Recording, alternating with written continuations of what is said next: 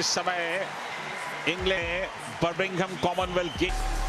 निखत जरीन भारत की एक बहुत बड़ी उम्मीद है।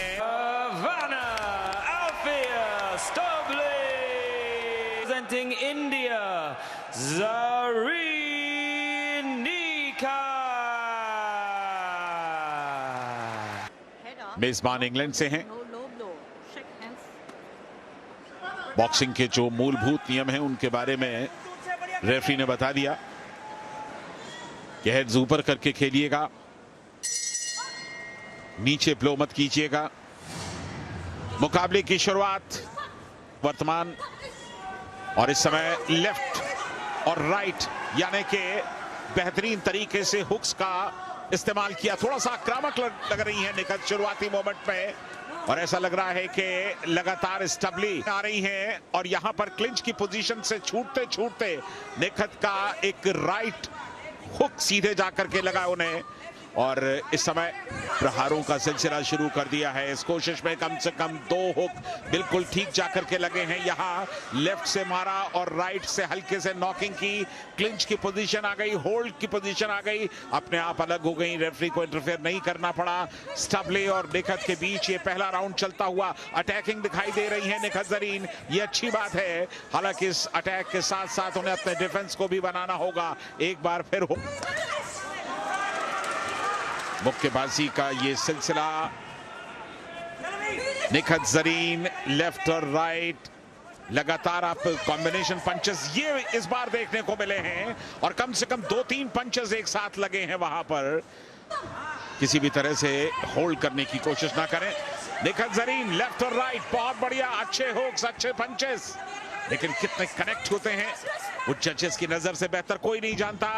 और ये स्टबली पिछड़ रही हैं ऐसा दिखाई देता है हमारी नजर में। इस खेल को हमने अब तक जितना देखा है करके स्वीकार किया वहां स्टबली ने, और अब तैयार है फिर इस मुकाबले के लिए। 20 सेकंड का वक्त बाकी, और यहां पर पीछे से आप हमला 10 सेकंड बिल्कुल रोप के नजदीक चलता हुआ यह मुकाबला। दोनों ही बॉक्सर्स बीच में कोई फासला क्रिएट नहीं कर पा रहे हैं। जाती है स्टबली, जैसा कि देखने में लग रहा था 9 पॉइंट्स मिले हैं। हालांकि अगर 9 पॉइंट्स सबने दिए तो इसका मतलब ये मुकाबला एक तरफा कतई नहीं है। तो स्टबली के अभी भी वापसी की गुंजाइश है। निखत को इस बात का ख्याल रखना होगा, और अब निखत कहीं ज्यादा अग्रेसिव दिखाई दे रही हैं। ये सिचुएशन थोड़ी सी परेशान करने वाली, और मुझे लगता है कि ये जो मुक्केबाजी चल रही है इस समय, थोड़ा सा रणनीति को और बेहतर करने की जरूरत है। ये कॉम्बिनेशन ऑफ पंचेस लगाए हैं, बेहतरीन तरीके से लेफ्ट और राइट का इस्तेमाल किया है, लेकिन एक बार फिर और ये 2 पंचेस एक साथ जाकर के चिपके हैं सही जगह पर। तो निखत जरीन दूसरे राउंड में भी अब तक डोमिनेट कर रही हैं। ये राइट हुक काफी दूर से आया था उनका हाथ, और एक बार फिर के स्वभाव में परिलक्षित होनी चाहिए, दिखाई देनी चाहिए, और वो आमतौर पर जजेस को प्रभावित करती है। लेकिन माइनस मार्किंग जजेस ना करें स्टबली के खिलाफ, क्योंकि पिछली बार तो सबने 9 पॉइंट्स उन्हें दिए हैं। मुझे लगता है कि इस बार उन्हें थोड़े से और कम मार्क्स मिलने चाहिए, बजाय इसके कि वो अपने मार्क्स को बेहतर करके इस दूसरे राउंड में 10 में से 10 मार्क लेने की कोशिश करती।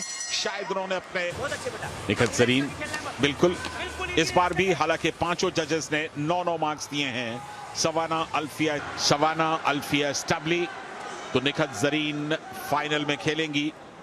भारत के लिए एक और बड़ा पदक तकरीबन सुनिश्चित हो गया है, और मेडल्स टैली में भारत लगातार अपनी स्थिति को मजबूत करता हुआ। निखत जरीन अब फाइनल में खेलेंगी, और फाइनल के लिए जिस ऊर्जा की जरूरत होती है, अगर वो पूरा दमखम यहां ना लगाएं तो थोड़ी बहुत ऊर्जा फाइनल के लिए बचाना बहुत जरूरी।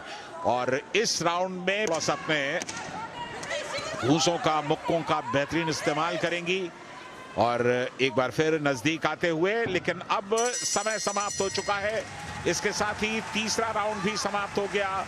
निखत जरीन ने अपने हाथ ऊपर उठा दिए।